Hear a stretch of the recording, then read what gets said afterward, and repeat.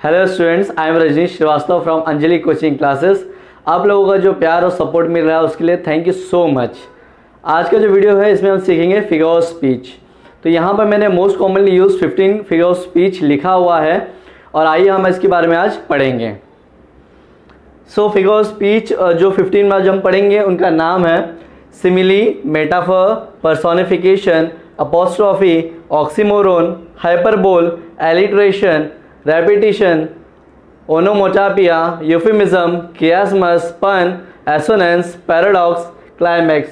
Friends, ये जो जितने भी फिगर ऑफ स्पीच हैं ये बोर्ड एग्जाम हो चाहे 10th का या 12th का, सब में आपको काम आता है। सो ये सीखना बहुत ही ज़्यादा इंपॉर्टेंट है, ठीक है। सो ये वीडियो को लाइन तक ज़रूर देखना। और अब हम पढ़ेंगे इंडिविजुअल हर एक फिगर ऑफ स्पीच को with examples, one by one हम सीखते जाएंगे। फ्रेंड्स, इस वीडियो में हम 7 फिगर ऑफ स्पीच के बारे में पढ़ेंगे और इसके बाद का जो 8 फिगर ऑफ स्पीच है उसको मैं नेक्स्ट वीडियो में पोस्ट करूंगा। सो जब आप ये वीडियो देख लो तो सेकेंड पार्ट ज़रूर देखना। तो आइए देखते हैं सिमिली के बारे में। तो सिमिली क्या है? Simile is direct comparison of two things, यानी एक चीज़ को दूसरी चीज़ से डायरेक्टली कंपेयर किया जाता है। And the clue is in simile you can see 2 words S and like most commonly, ठीक है। सो एस और लाइक वर्ड जब भी आप समझ जाना वो सिमिली है, ठीक है। जैसे कि एस समथिंग एस समथिंग, ठीक है, यानी कि एक वर्ड, एक जो चीज़ है उसको दूसरी चीज़ से डायरेक्टली कंपेयर किया गया using the word S. And like something is like something, ठीक है। तो यहाँ पे भी क्या होता है, एक चीज़ को हम दूसरी चीज़ से डायरेक्टली कंपेयर करते हैं, ठीक है।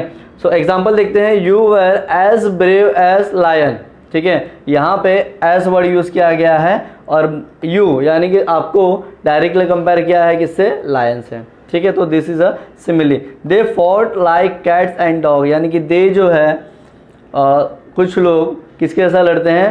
कैट एंड डॉग्स की तरह। और यहाँ पे वर्ड यूज़ किया गया है कंपैरिजन के लिए लाइक, यानी कि ये क्या है? Simile. He is as strong as an ox, तो यानी कि ये किसके जैसा स्ट्रॉन्ग है? ही किसके जैसा स्ट्रॉन्ग है? ऑक्स की तरह, ठीक है। और यहाँ पे एस वर्ड यूज़ किया गया है इसलिए वो क्या है? सिमिली है।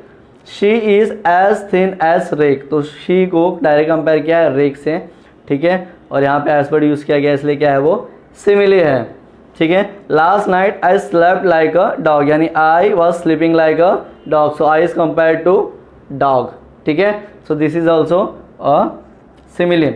आई होप आपको सिमिली समझ में आ गया होगा। आइए देखते हैं सेकेंड फिगर ऑफ स्पीच। अब हम देखते हैं मेटाफर। सो मेटाफर क्या है? इनडायरेक्ट कंपैरिजन है, ठीक है। अब मेटाफर में क्या होता है? दो कंप्लीटली ऑपोजिट चीज़ों को कंपेयर करते हैं, ठीक है, बट उनके बीच में एक कॉमन कैरेक्टरिस्टिक होता है, ठीक है। और सिमिली की तरह नहीं है। सिमिली में एस और लाइक वर्ड यूज़ होता है, इसमें एस लाइक वर्ड यूज़ नहीं होता है, ठीक है। ये है मेटाफर। मेटाफर के एग्जांपल्स देखते हैं। द क्लासरूम वाज अ जू, यहाँ पे क्लासरूम और जू को कंपेयर किया गया है, ठीक है, बट उनके बीच में कॉमन क्या है? जैसे जू में बहुत मस्ती होता है, बहुत शोर होता है, वैसे ही क्लासरूम में भी शोर होता है, मस्ती होता है। टीचर जनरली बोलती है द क्लासरूम वाज लाइक अ जू, ठीक है। The moon is like a white balloon, तो मून क्या है? एक वाइट बलून की तरह है, ठीक है। तो उनके बीच में कॉमन ये चीज़ है कि दोनों ही वाइट होता है, इसलिए हमने मून और वाइट को कंपेयर किया है विदाउट यूजिंग लाइक या एस वर्ड। तो ये क्या है? Metaphor. The sun is like a golden ball, sun is like golden ball. Life is like a नहीं, लाइफ इज़ रोलर कोस्टर, यहाँ पे लाइक वर्ड यूज़ नहीं होगा। लाइफ इज़ रोलर कोस्टर, यानी लाइफ क्या है? रोलर कोस्टर की तरह है, ठीक है। कभी भी अप डाउन, इसलिए हम लाइफ को क्या बोलते हैं? रोलर कोस्टर बोलते हैं, ठीक है। Your brain is a computer, तो ब्रेन किसकी तरह है? तुम्हारा जो ब्रेन है वो किसकी तरह है? कंप्यूटर की तरह है, ठीक है। तो ये सारे एग्जांपल्स जो है वो मेटाफर हो, ठीक है। तो मैं लगता है कि मुझे आपको समझ में आ गया होगा। अब हम देखते हैं अगला फिगर ऑफ स्पीच। सो अब हम देखेंगे personification. What is personification? Personification is giving ability of a person to an object, यानी कि अगर हम कोई क्वालिटी या एबिलिटी एक नॉन लिविंग थिंग या किसी एनिमल को देंगे जो कि सिर्फ एक ह्यूमन बीइंग कर सकता है, तो हम उसे पर्सोनिफिकेशन कहते हैं, ठीक है। और पर्सोनिफिकेशन क्या है? पर्सन, ठीक है। समझ में आ जाना चाहिए कि पर्सोनिफिकेशन में क्या होता है? पर्सन, यानी जो पर्सन की एक्टिविटी या एबिलिटी है वो हम किसी नॉन लिविंग को या किसी जानवर को देते हैं, ठीक है। और ये पोएट्स और राइटर्स का बहुत ही इस्तेमाल करते हैं, ठीक है। तो ये बहुत सारी जगह पे आप इसे देख सकते हैं, ठीक है। जनरली यूज़ किया जाता है इसको। एग्जाम्पल देखते हैं। Lightning dance across the sky, तो लाइटनिंग जो है क्या कर रहा था? डांस, ठीक है। तो लाइटनिंग डांस एक्चुअल में नहीं कर सकता, बट लाइटनिंग जो है उसे हमने कंपेयर किया है डांस के साथ। लाइटनिंग क्या कर रहा है, डांस कर रहा है, जो डांस जो एक्चुअली ह्यूमन बीइंग करता है, बट यहाँ पे हम लाइटनिंग को याद आ रहा है कि लाइटनिंग जो है वो डांस कर रहा था। ठीक है, ये पोएम में आपने बहुत जगह पे पढ़ा भी गया ऐसे। अ हाउस प्रोटेक्ट्स अस, ठीक है, जो घर जो है वो प्रोटेक्ट करता है। ठीक है, अभी जनरली एक ह्यूमन बीइंग है वो लड़ाई करता है, वो प्रोटेक्ट करता है ह्यूमन बीइंग को, बट यहाँ पे हमने क्या लिखा है, हाउस जो है वो प्रोटेक्ट करता है। तो यहाँ पे है पर्सोनिफिकेशन यूज़ किया गया है। My plants were begging for water, तो बैगिंग, ठीक है, तो प्लांट्स क्या कर रहे थे, बैगिंग कर रहे थे। ठीक है, तो प्लांट्स जनरली बैगिंग नहीं कर सकते, बट हमने पता प्लांट्स को क्या वो बैग कर रहे थे, किसके लिए, वाटर के लिए। ठीक है, तो अगेन ये पर्सोनिफिकेशन है। The moon smile at the stars in the sky, the moon क्या कर रहा है, स्माइल कर रहा है। ठीक है, so again personification. The trees were happy, again the trees were happy. ठीक है, तो ट्रीज क्या है, हैप्पी है, तो अगेन पर्सोनिफिकेशन यूज़ किया गया है किसके लिए, ट्रीज के लिए। तो ये जो सेंटेंस है क्या है, पर्सोनिफिकेशन। ठीक है, समझ में आ गया इस चीज़ को। अब हम देखते हैं अगला फिगर ऑफ स्पीच। अब हम पढ़ेंगे अपोस्ट्रॉफी। अपोस्ट्रॉफी क्या है, टॉकिंग टू एब्सेंट पर्सन और एनी एनिमेटेड ऑब्जेक्ट, यानी कि यहाँ पे कोई राइटर या पोएट ऐसी चीज़ से बात करता है जो कि वहाँ पे एब्सेंट है या है ही नहीं, या कोई एनिमेटेड ऑब्जेक्ट है, उससे अगर हम एड्रेस कर रहे हैं डायरेक्टली तो हम बोलेंगे अपोस्ट्रॉफी। मोस्ट कॉमनली यूज़ किया जाता है ओ के साथ यूज़ करते हैं, या साथ में उसके बाद एक्सक्लेमेशन भी आता है। ठीक है, तो इसे हम डायरेक्टली आइडेंटिफाई कर सकते हैं, बट जनरली ये बात है, कॉन्सेप्ट ये है कि हम जो पोएट है वो उससे बात कर रहा है जो कि डेड पर्सन है या एब्सेंट है, या वो कोई चीज़ है। ठीक है, उससे अगर हम बात कर रहे हैं तो क्या बोलेंगे हम उसको, apostrophe.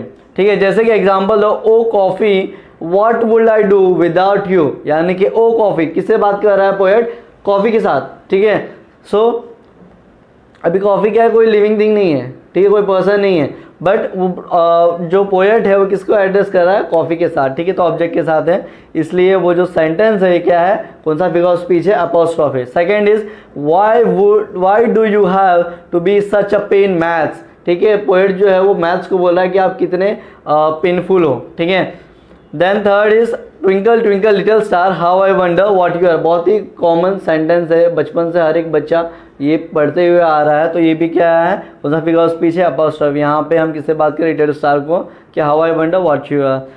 Fourth is O trees how majestic you are. ठीक है, जो पोएट जो है वो ट्री को बोल रहा है कि आप कितने बड़े हो। ठीक है, फिफ्थ है O books you are my best friend, यहाँ पे अगेन पोएट जो है वो बुक्स को एड्रेस कर रहा है कि आप मेरे बेस्ट फ्रेंड हो। ठीक है, तो ये है अपोस्ट्रॉफी। अब हम देखते हैं नेक्स्ट फिगर ऑफ स्पीच। अब हम पढ़ेंगे ऑक्सीमोरन के बारे में। तो ऑक्सीमोरन क्या है, अपोजिट और कॉन्ट्राडिक्टरी आइडियाज, यानी कि अगर एक सेंटेंस में दो ऑपोजिट वर्ड्स साथ में ही मर्ज होके एक नया रिटोरिकल आइडिया को क्रिएट करता है तो उसे हम क्या कहते हैं, ऑक्सीमोरन। ठीक है, जनरली ये एडजेक्टिव और नाउन फॉर्म में एक साथ होता है। ठीक है, it is not similar to antithesis. ठीक है, वो दोनों ऑपोजिट अलग अलग वर्ड्स होते हैं, बट इसमें क्या है, दो ऑपोजिट वर्ड है बट दोनों एक साथ में होता है। ठीक है, और एक रिटोरिकल आइडिया को क्रिएट करता है। ठीक है, और हाँ वो एडजेक्टिव और नाउन फॉर्म में होता है, इसलिए आप समझ जाना जब एक साथ में हो तो वो क्या है, ऑक्सीमोरन है, एंटीथेसिस नहीं है। ठीक है, नाउ एग्जाम्पल देख लेते हैं। The comedian was seriously funny, यहाँ पे सीरियसली एंड फनी दोनों ही अपोजिट आइडियाज है, दोनों को एक साथ में लिया गया है, इसलिए वो क्या है, वो ऑक्सीमोरन है। Second is this is another fine mess you have got us into, यहाँ पे फाइंड और मैस, ठीक है, ये दोनों अपोजिट थिंग्स है, दोनों को साथ में लिया गया है। Third is her singing was enough to raise the living dead, यहाँ पे लिविंग और डेड ये दोनों अपोजिट चीज़ है, दोनों को एक साथ में लिया गया है, ये ऑक्सीमोरन है।